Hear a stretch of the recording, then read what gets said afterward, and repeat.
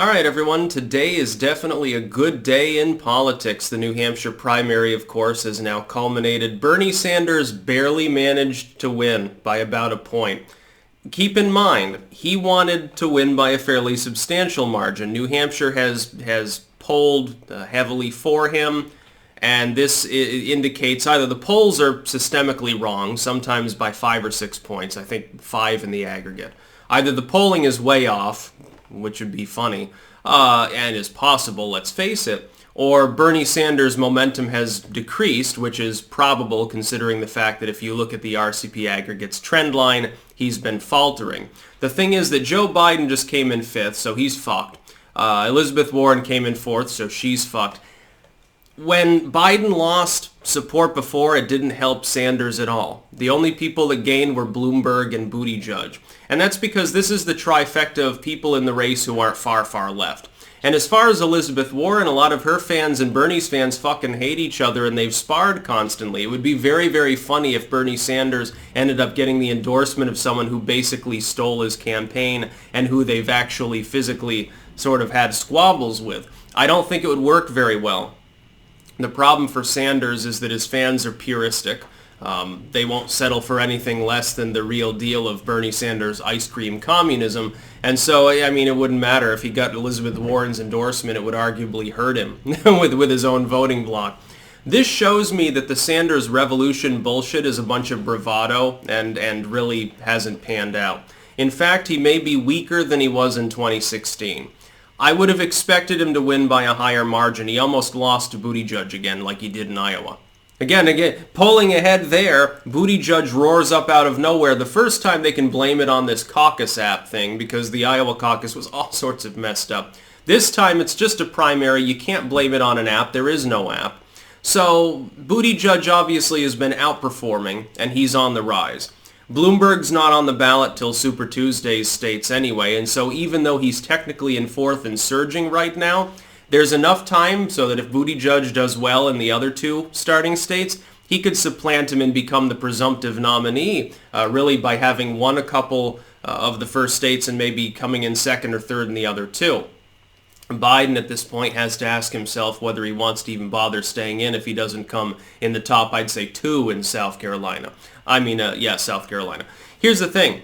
Biden was hoping to come in 3rd in New Hampshire, and in some polling was in 3rd, and occasionally in 2nd. Had that happened, he'd be looking at a situation where he could just come in the top 3 in South Carolina, and he would still be viable, stay in through Super Tuesday, hope for the best in Nevada, maybe place 3rd, 2nd there. In some polls, he'd be in 1st.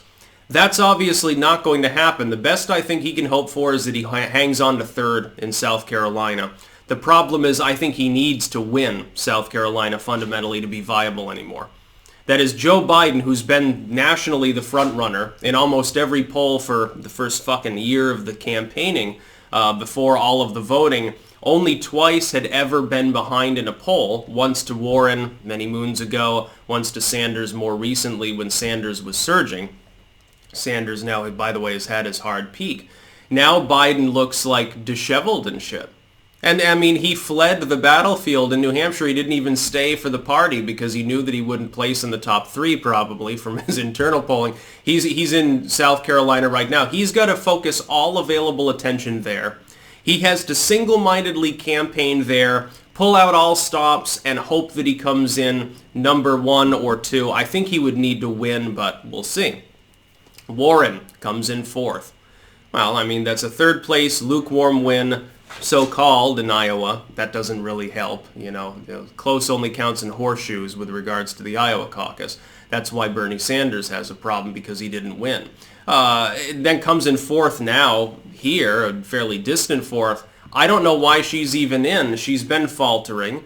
She's technically still running 3rd nationwide, but in this weird political atmosphere, a man who is technically in 5th place nationally has managed to respectively win and almost win the first 2 states, while a person who had been 10 points behind until recently, behind the front runner, came in arguably 1st now and 2nd in Iowa, which is Sanders, and now you've had Klobuchar moved up to 3rd place in New Hampshire. And now Yang has dropped out, by the way, so that's other big news. Bennett did too, but nobody cares because he was riding at maybe like 0.3%, 0.3% or something. The number of IQ points being shown by the DNC at any given time. Klobuchar now moves technically into the realm of viability, although not on a national stage. Really, the big spoiler could be Bloomberg entering the race technically in Super Tuesday. Of course, he's not on the ballot in these states. It's why he's not counted in the results. I wonder if he got any write-ins. I'm sure he did. But anyway, Yang out, 2.5% roughly in the aggregate. Where do I think Yang's votes go? This is a tricky one because we're getting on into the general, the primaries here, the actual voting as opposed to the pre-voting many months ago. Someone drops out, it's a little bit different. Now people have to get down to brass tacks.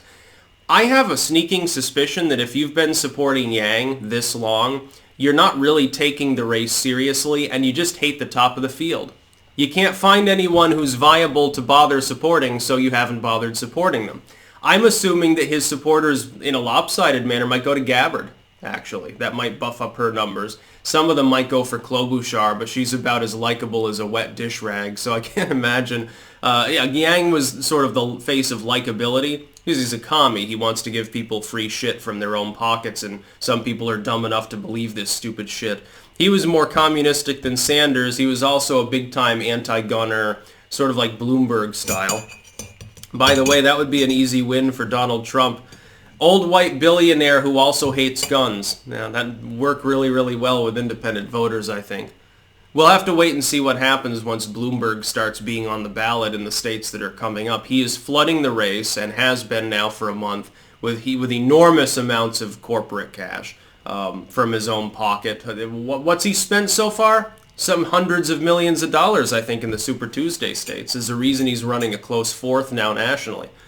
He actually could manage to pull it off. He could technically become the candidate. I think, though, that Buttigieg is the man to beat right now. Again, Sanders barely ekes out a win over him in basically his own territory. Northern New England, that is Sanders land. It's Bernie Sanders' Rocky Road goddamn ice cream land. In Iowa, Buttigieg wins, albeit again by a similar small margin, less than a point. Because Sanders is not viable for a general and would lose in a spectacular fashion, sane Democrats, I think at this point, are doing what I said they should do to begin with, which is back Buttigieg. It's obviously not going to be Joe Biden. He's not going to carry the torch. You can back Bloomberg if you want. I think that's the most horrible fucking idea the Democrats could possibly concoct. The fact that they're allowing him to run is a terrible idea. They should have said, no, you're not going to run. We're not going to allow you to run as a Democrat. If you're on a ballot at all, you'll be listed as an independent. We're not admitting you to our party for that purpose. They should have kicked him out of the party.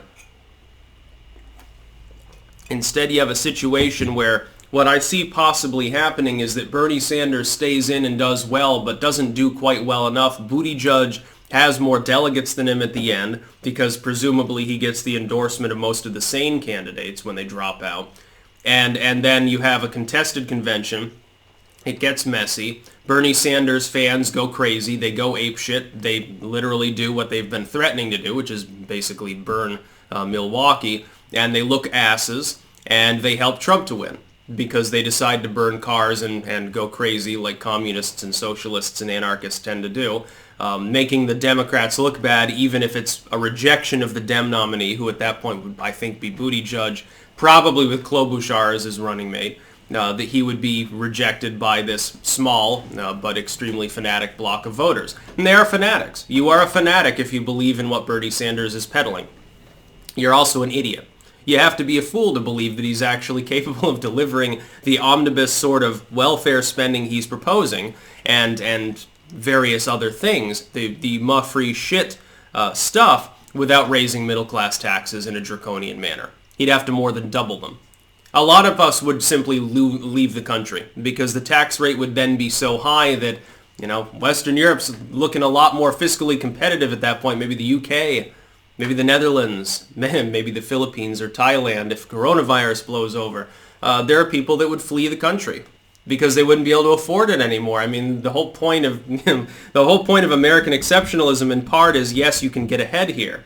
If that's no longer possible, if they're going to be stagnant and boring like Bernie Sanders' crusty underwear because he's almost 80 and probably shits himself at this point, well, that's not really revolutionary. That's taking a step backwards and going back into the 1800s. Bernie Sanders speaks to a consensus of reality that was most popular more than a century ago and has since lost popularity. There are a small number of people who have re-embraced it. They are morons. You are a moron if you believe that Bernie Sanders' particular fiscal plan can be achieved and not screw the population and the economy. Also, you've got to be a little bit foolish to believe that he would actually be able to get it around the Democratic Party. As you can see, he would not have the will even of the party he's a member of. The fact that he'd be president wouldn't help him.